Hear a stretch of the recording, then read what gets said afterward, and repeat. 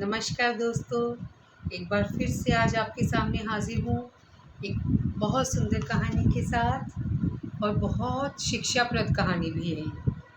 ध्यान से सुनिएगा। और ये कहानी भी मैंने आदरणीय डॉक्टर मंजरी शुक्ला जी की किताब फूलों के रंग, ये पुस्तक का नाम है फूलों के रंग। दोस्तों, जो ये मैं आपको कहानियाँ सुना रही हूँ, ये पुस्तकें आप अमेज़न से मंगवा सकते हैं और अपने मित्रों को, रिश्तेदारों को अगर ये इतनी सुंदर कहानियों की पुस्तकें आप उपहार में देंगे ना, तो उनको भी बहुत खुशी होगी और वो आपको बहुत देर तक याद भी रखेंगे इन कहानियों के ज़रिए।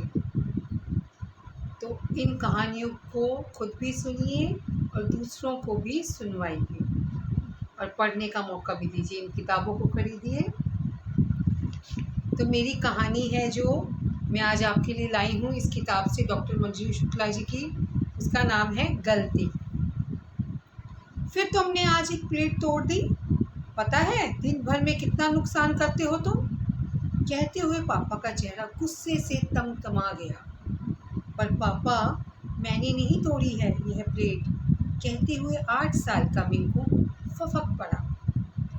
नहीं सर, इसने तोड़ी है। टूटे प्लेट के टुकड़ों को बिनते हुए उनके यहाँ रहने वाला नौकर विनय, जो कि करीब 20 साल का था, बोल पड़ा। मिंकू ने पापा की ओर डरते हुए देखा और नजरें झुकाई। उसने सोचा, यहाँ पर मेरी बात सुनने वाला कोई नहीं है। मम्मी भी नानी के ऑपरेशन के कारण 1 हफ्ते और नहीं आएगी।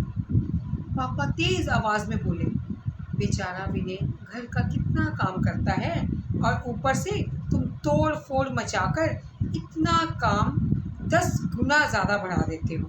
यह सुनकर मिंकू की आंखों से आंसू बह निकले और वो बिना नाश्ता करे ही स्कूल चला गया। स्कूल में उसकी सूजी हुई आंखें देखकर उसके बेस्ट फ्रेंड अज्जू ने पूछा, लगता है तुम आजकल रोज ही रोकर घर से आते हो।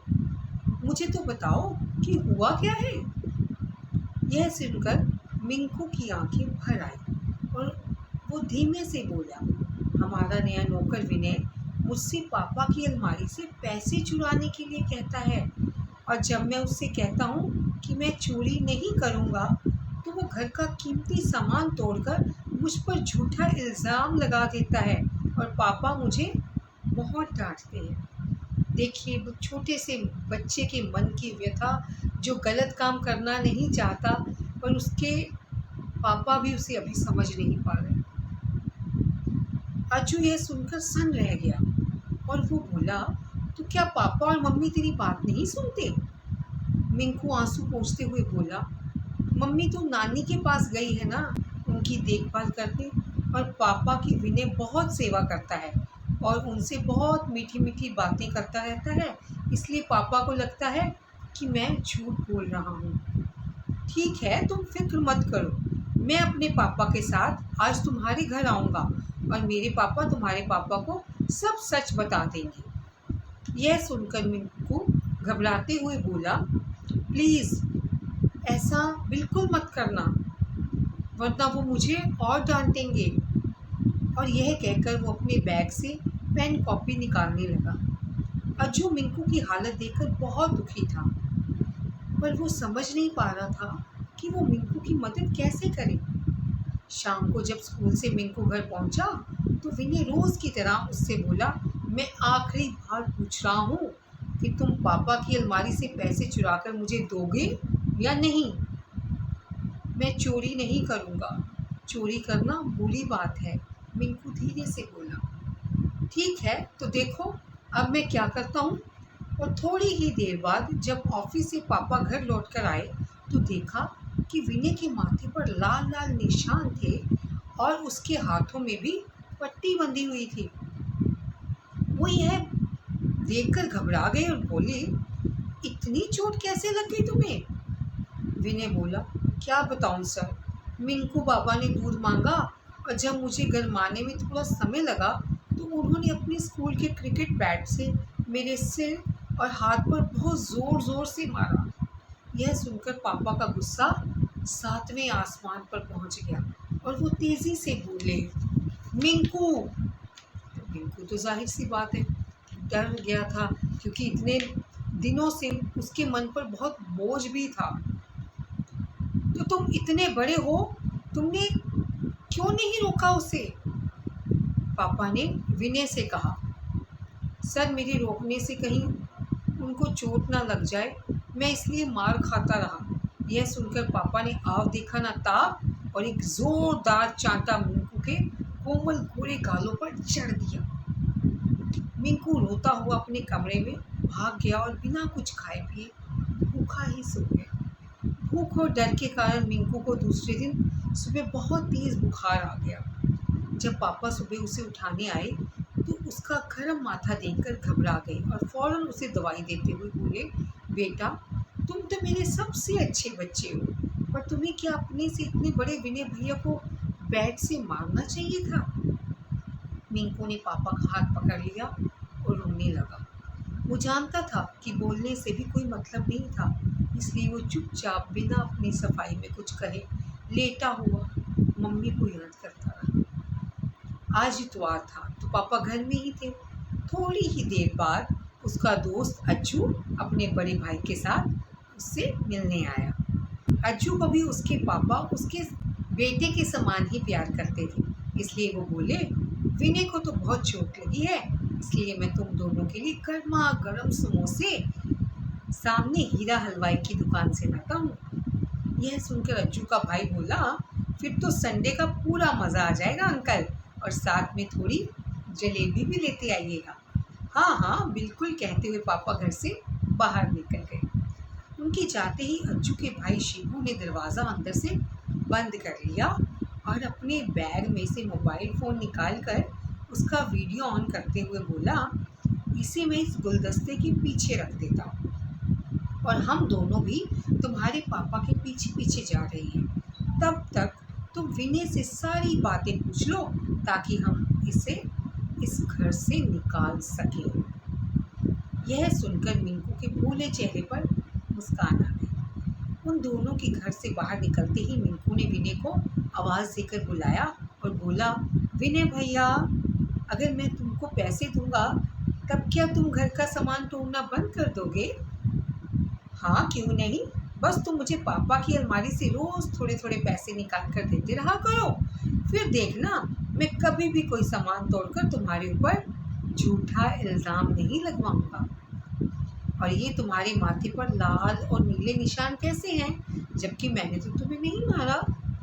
अरे, ये तो तुम्हारी मम्मी की लिपस्टिक और आई शेडो है, जो तुम्हारे पापा को बेवकूफ़ बनाने के लिए लगाए हैं। विनय जोर से ठहाका मारकर हंसता हुआ बोला, ठीक है, अब मुझे गर्म धूप दे दो और अब तुम जैसा कहोगे मैं बिल्कुल वैसा ही करूँगा। हाँ, तुम्हें करना ही पड़ेगा, वरना तुम्हारी रोज़ रोज़ की शरारतों से तंग आकर पापा तुम्हें हॉस्टल भेज देंगे और फिर मैं एक दिन घर का सारा सामान लेकर यहाँ से 9-2-11 हो जाऊँगा। और ये कहते हुए विनय किचन में चला गया। कुछ ही मिनटों बाद पापा, अज्जू और शिबू घर आ गए। जब पापा मिंकू के पास बैठे तो शिबू ने दरवाज़ा बंद करके अपना वीडियो उठाया और देखने लगा। वीडियो देखते ही उसके चेहरे पर चमक आ गई। सब कुछ बहुत अच्छे से रिकॉर्ड हो चुका था। शिबू ने पापा से कहा, अंकल, कुछ मत पूछो और बोलो, बस इस वीडियो को 1 मिनट देख लो। उसके पापा ने जब वीडियो देखना शुरू किया तो उनके पैरों तले से ज़मीन खिसक गई और उनकी आंखों से आंसू बहते हुए गालों तक आ गए। जाहिर सी बात है, बेटे पर विश्वास न करके नौकर पर विश्वास जो कर लिया था। उन्होंने मिंकू की तरफ देखा और उसे सीने से चिपका लिया। वो उससे जब भी कुछ कहना चाहते उनका गला भर आता। इसी बीच शिबू ने थाने फ़ोन करके इंस्पेक्टर को बुला लिया था। उसके पापा कमरे की कुंडी खोलकर किचन में गए और बोले, विनय, मैंने अपने बेटे से भी ज़्यादा तुम पर भरोसा किया और तुमने मुझे इतना बड़ा धोखा दिया। यह सुनकर विनय सक पका गया और वह कोई जवाब देता इससे पहले पापा ने उसे एक ज़ोरदार चांटा उसके गाल पर मार दिया। तब तक वहाँ इंस्पेक्टर भी अपने सिपाही के साथ आ पहुँचा। उसके पापा ने उन्हें सारी बात बताते हुए वीडियो दिखाते हुए बोला, मैं इसे आपके हवाले नहीं करता, पर अगर हम इसे बिना सजा दिए छोड़ देते हैं तो यह किसी और के घर जाकर किसी मासूम बच्चे का बचपन बर्बाद करता। मिंकू बोला, हाँ पापा, यहाँ तो मेरे दोस्त ने मुझे बचा लिया। पापा ने यह सुनकर मिंकू को बड़े ही प्यार से अपनी गोदी में उठाकर चूम लिया। इंस्पेक्टर विनय को ले जाता हुआ बोला, आप लोगों की सबसे बड़ी गलती यह होती है कि आप लोग नौकरों का थाने में कोई वेरिफिकेशन नहीं करवाते, और जब नौकर पूरा घर लूट कर भाग जाता है तो उसकी पहचान करने के लिए उसकी एक फ़ोटो तक नहीं होती। पापा दुखी होते हुए बोले, अब ऐसी गलती दोबारा नहीं होगी इंस्पेक्टर साहब। हाँ, हम अपने स्कूल में भी इस बारे में बताएंगे ताकि किसी भी बच्चे के साथ ऐसा ना हो। शिबू मुस्कुराकर बोला। और जब विनय जाने लगा तो मिंकू बोला, पापा, मम्मी के लिए नई लिपस्टिक और आई शेडो लानी पड़ेगी। विनय भैया ने अपने माथे पर लगाकर सारी ख़त्म कर दी, और यह सुनकर इंस्पेक्टर सहित सभी जोरों से हंस पड़े। तो देखा दोस्तों, ज़रा सी गलती कई बार बहुत भारी पड़ जाती है। अगर मिंकू के दोस्त सतर्कता ना बरत कर मिंकू को ऐसे ही सब कुछ सहने देते तो निसंदेह एक दिन वो चोर विनय वो सब कुछ लूट लेता, यहाँ तक कि उनको मार भी सकता था। पर बच्चों की सतर्कता और उनकी तेज़ दिमागी ने इस बड़े खतरे से सबको बचा लिया। पर आप लोग इस गलती को करने से रुकिए। आप ऐसी गलती मत दोहराइए। कोई भी नौकर घर में रखिए, उसका पुलिस वेरिफिकेशन ज़रूर होना चाहिए। सावधानी में ही समझदारी है। धन्यवाद। मिलती हूँ अगली कहानी के साथ। आशा करती हूँ आप मेरी कहानियाँ सुनते होंगे और प्रतिक्रिया करके ज़रूर बताइएगा कैसी लगी।